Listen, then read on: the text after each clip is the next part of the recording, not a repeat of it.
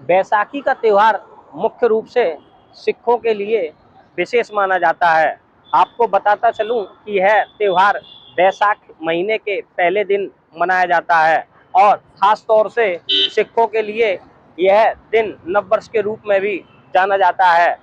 नई दिल्ली स्थित राजौरी गार्डन में मैं मौजूद हूँ, जहाँ पर RWA यानी रेजिडेंट्स वेलफेयर एसोसिएशन द्वारा यहाँ पर बैसाख पर्व को बड़ी ही धूमधाम के साथ मनाया जा रहा है। आखिर किस तरीके से यह पर्व मनाया जाता है, आइए आपको इस पर्व की ओर सीधे ही ले चलते हैं। ये हम बैसाखी के पर्व पे सारे सेलिब्रेट कर रहे हैं।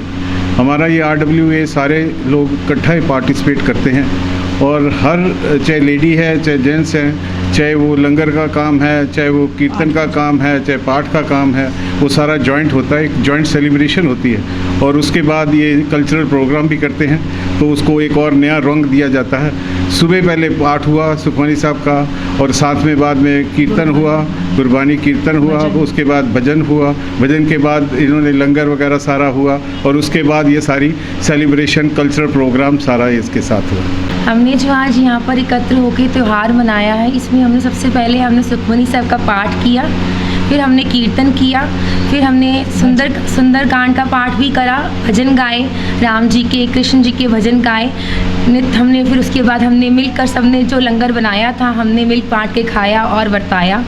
और मैं आपको ये बताना चाहूँगी जो कि बैसाखी का त्यौहार है क्यों मनाया जाता है। ये दुख का भी प्रतीक त्यौहार है और सुख का भी त्यौहार है। इसमें एक हमारी दुख की घड़ी भी आई थी और सुखों की तो आई थी। ये हमें एक जो किसान हैं हमारे, इसके जो हार्वेस्ट फेस्टिवल कहा जाता है, उनकी जो जेबें हैं वो भर जाती हैं, उनकी जो खेती होती है बहुत ही अच्छी होती है। तो उसके बाद जब उनकी जेबें भर जाती हैं, जो उनके बच्चे होते हैं घर में, जो उनकी माताएं होती हैं या उनकी बहनें होती हैं और उनकी जो पत्नी होती हैं, वो उनको मेले लेकर जाते हैं और वो जिस चीज़ की मांग करती हैं कि आज मुझे मेले से, पति जी तुम्हारी जेब भरी हुई है, तुम्हारी फसल अच्छी हुई है, तो मुझे आज मेले घुमाने लेकर जाओ, वो उनको वहाँ से खिलौने और कपड़े लेकर देते हैं। और आज के दिन हर एक गृहिणी, हर एक औरत, हर एक इंसान, जो आदमी भी जो है वो नए कपड़े ही पहनता है बैसाखी के दिन। और इस दिन हमारे गुरु दशमेश पिताजी ने खालसा पंथ की भी स्थापना की थी।